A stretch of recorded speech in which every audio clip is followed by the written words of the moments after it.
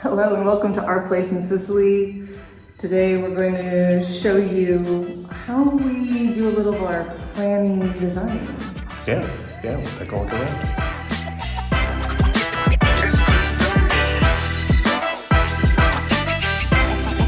So what do we mean by we're doing planning? Shouldn't we have planned already? We have planned already, but now we can actually plan in the space. Right. And we wanted to share today because this is something we've done at least a couple times. We've done it in our big renovation we did in the US. We did it at both of our stores. We kind of call it design build, and actually our first builder taught us this.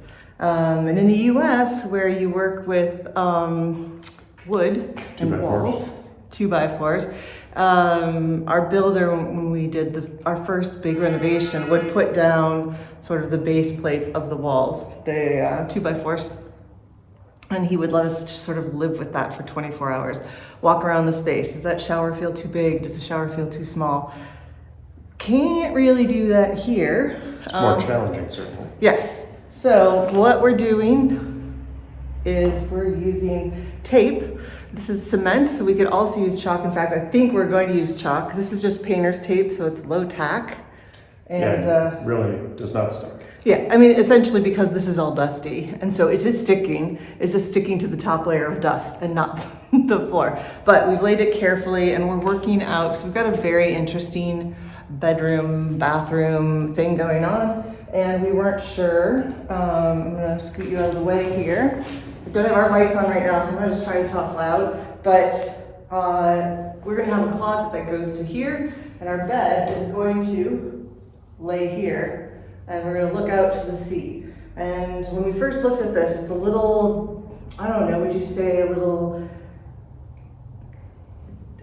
your head has trouble wrapping around the space because we have two spaces open here. We have what's going to be our bathroom and our bedroom. So it feels like this giant space, and all of a sudden the bedroom's going to go down to here. So we really started to map it out, stand in the space. We didn't lay down in the bed, but we mapped out the bed and even measured it and went back to our current apartment. Yeah. What did we do and what did we find out? Well, we found out that that the current apartment is just a tiny bit bigger in one direction and a bit smaller in the other direction, which was not exactly what I felt. Like for me, this is always kind of like the saddest time of the process, because we go from like it's wide open to then you start saying, okay, well there's a wall here and there's a wall there, and so I feel like it's closing in on me, right. But that's, and for a little while we could even see from downstairs, so it was like quadruple the size, which makes it very sad to give up on volume. Exactly. And so there's also a ladder here because this wall will be 255 centimeters tall, so this gives us a little ability to think and feel the space, feel a little height. It's not perfect. We're gonna go do the same sort of thing in the kitchen because we're trying to figure out that, and we can talk a little bit more about the other tools we can use to help visualize where things are going, and sometimes it just helps you make that final decision when you stand there and you're like, oh, if I open this, every time I open the refrigerator to get a drink out, there would be nothing here to put it on, or I'm going to back up from the oven and there's not going to be a space. So, or even in this bedroom. I mean, we were here yesterday doing this a little bit, and I kind of, like I said, I always feel like I've lost all the wide openness with the practicalities of needing a closet. And so, I sort of worked my way through, like, okay, if it was 6 inches, if the bedroom part was 6 inches smaller or 6 inches bigger and the closet was 6 inches smaller, does that change my perception of the space? Not really. Yeah. It is what it is. We need a closet. So we're going to go over to the kitchen and bring you with us and tell you some more secrets, and then we'll sort of recap our tips for what you should do if you're trying to plan out a space. Okay, so we're in the kitchen. We've been sort of taping things out.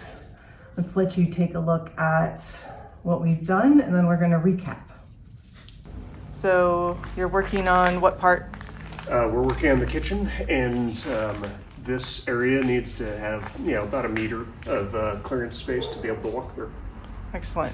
So a closer look of what we've sort of planned out here is how do we fit an island and an extra table island?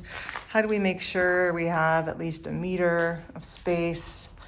How do we make sure things are parallel? That's the hardest thing. And so basically, when you just go through all the measurements, right, Matt? That's the size of our island right there. Yeah, parallel to what?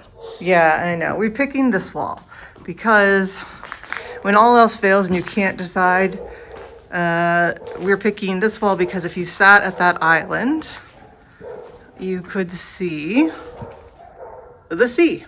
So that's what won today. Okay, I'm tired. And I'm hungry. You're peckish. Yeah. What's the come se dice hangry? I don't know. Anyways, that was how do you say hangry?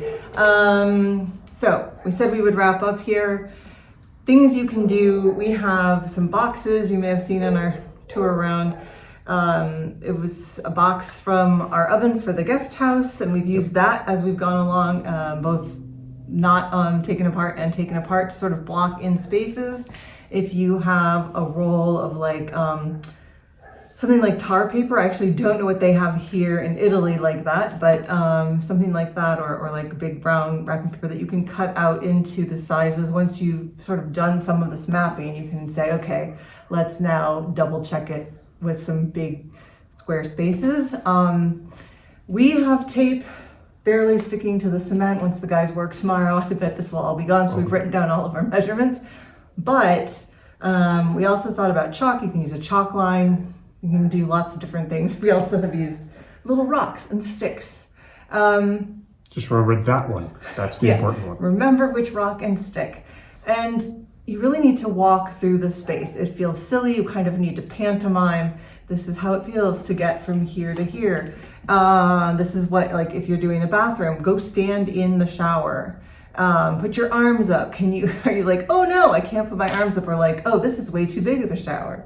I don't know if there is too big of a shower, but that doesn't exist. But tiles cost money, so you got to make some decisions there. Anything else you can think of, basically recapping?